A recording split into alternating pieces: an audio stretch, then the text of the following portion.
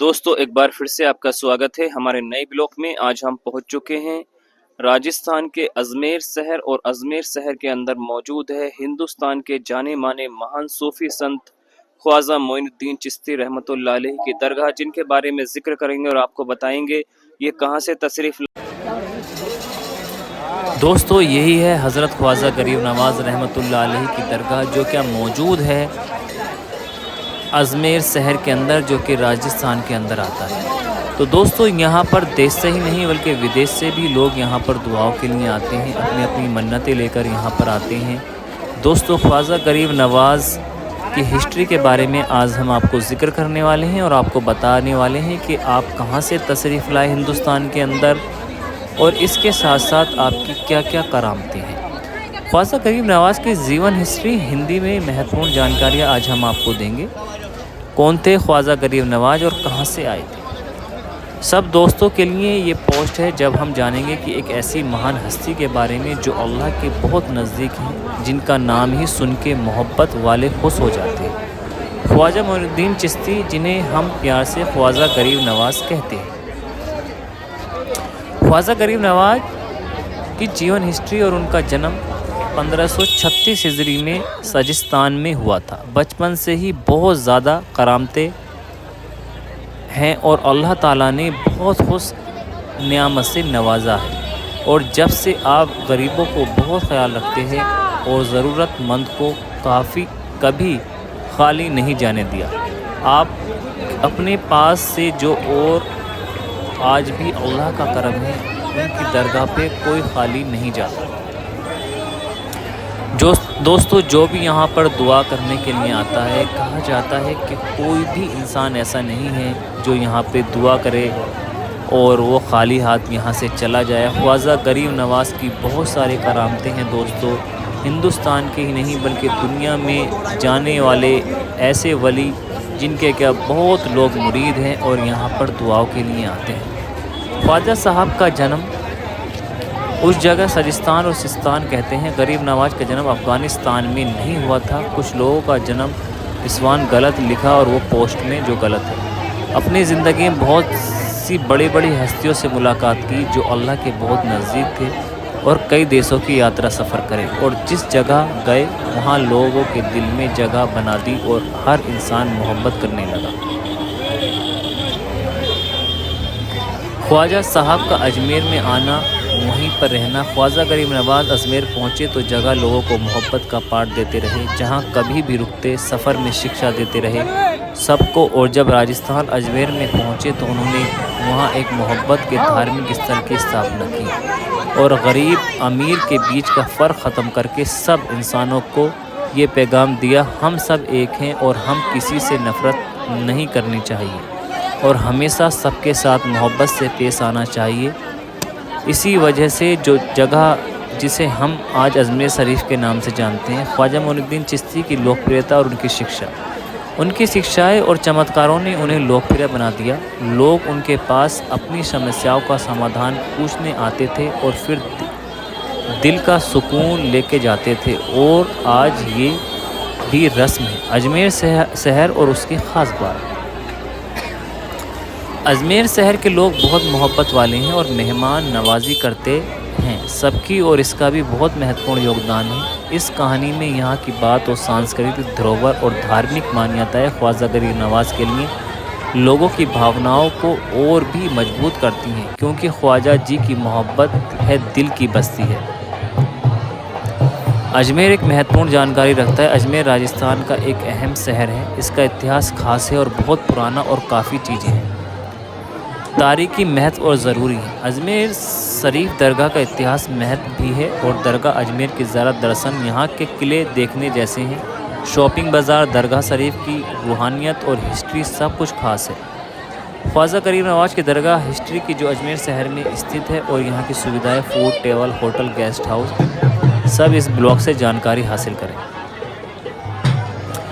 खादिम का रिश्ता खाली खिदमत का नहीं है बल्कि खून का रिश्ता भी है, जो ख्वाजा से फ़खरुद्दीन चिश्ती की औलाद से है। सब खादिमास जो ख्वाजा के ख़ानदानी भाई और ख़ास खादिम हैं और ख्वाजा गरीब नवाज़ के साथ में आए थे, اپنے پیرو مرشد نے حکم دیا تھا کہ معین الدین کو کبھی اکیلا مت رہنے دینا، ہمیشہ ساتھ رہنا۔ اسی لیے حضرت معین الدین چشتی نے انہیں اپنے سینے سے لگائے رکھا ہے۔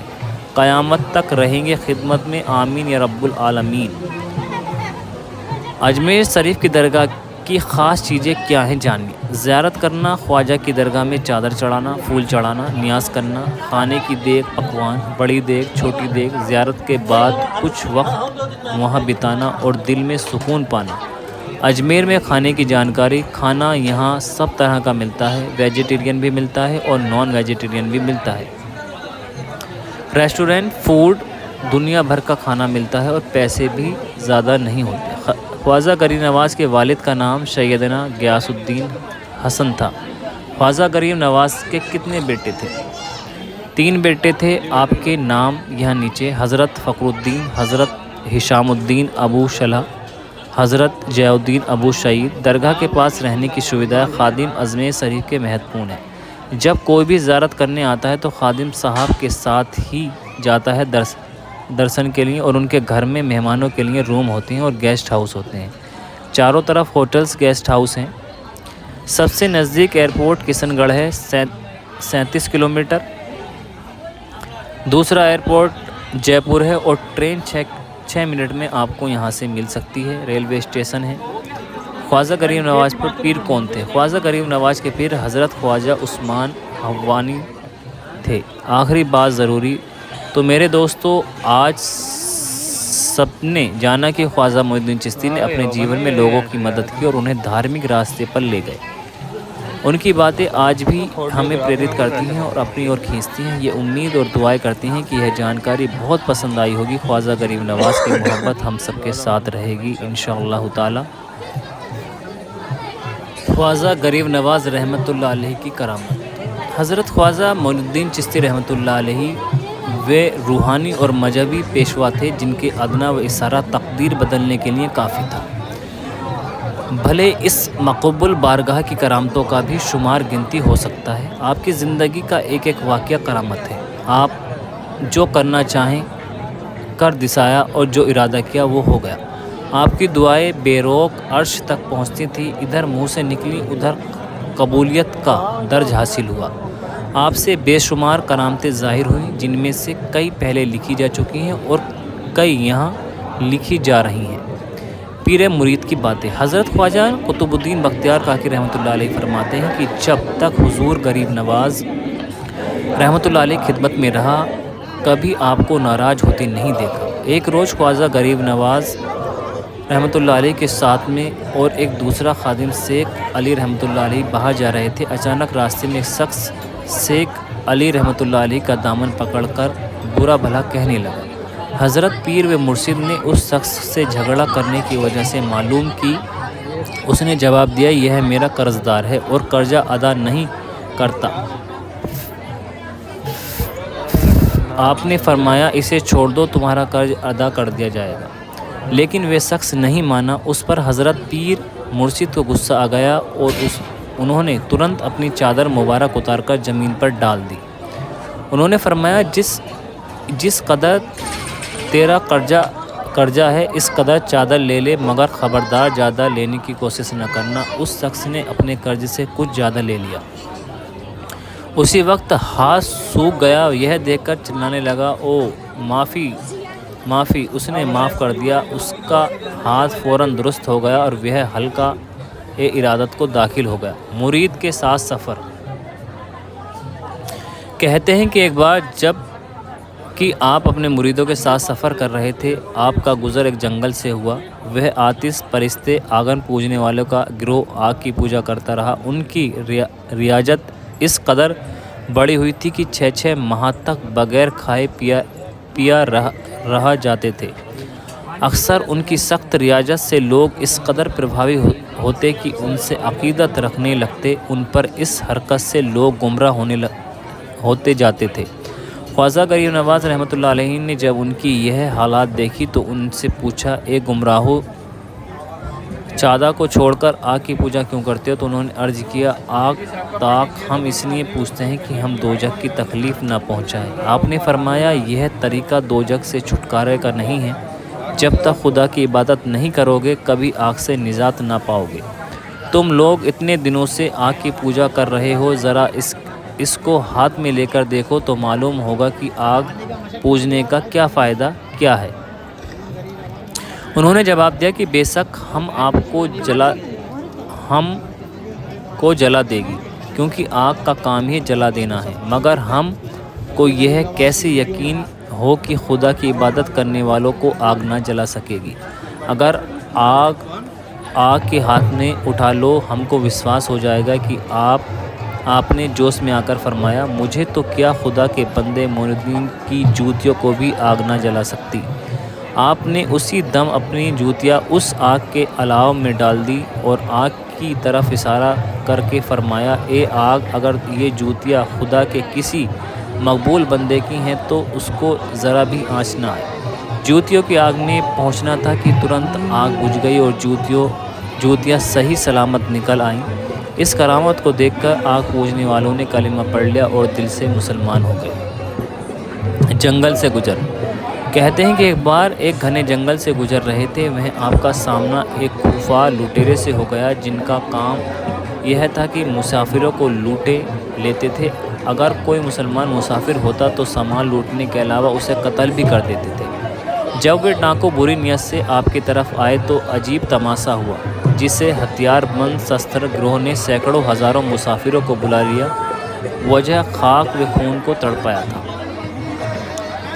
آپ کی ایک ہی نگاہوں سے تھر تھرا اٹھا، اوس قدموں میں گر پڑی۔ عجیجی نے عرض کیا، ہم آپ کے غلام ہیں اور نظر کرم کے امیدوار ہیں۔ جب یہ اپنے برے کاموں سے توبہ کرنے لگے تو اپنے آپ کلمہ پڑھ کر اسلام میں داخل کر لیا اور ان کی نصیحت فرمائی کہ کبھی کسی کے مال کے اپنے لیے حلال نہ سمجھے۔ سفر میں معاملات۔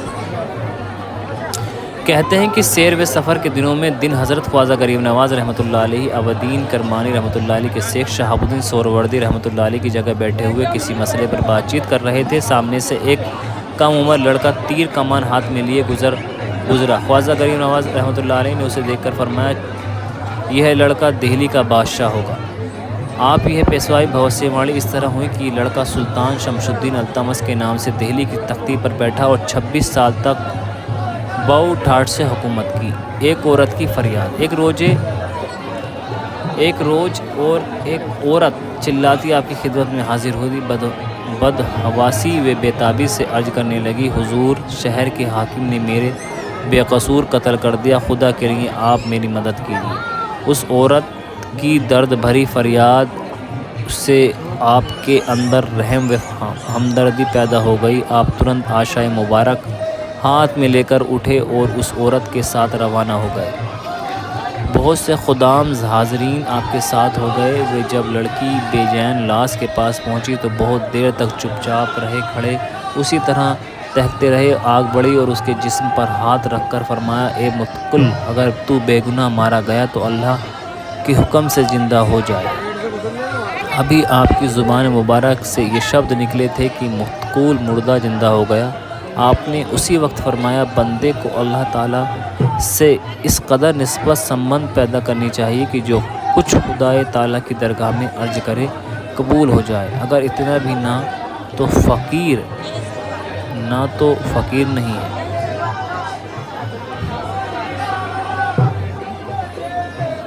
لنگر خانہ یعنی خانہ۔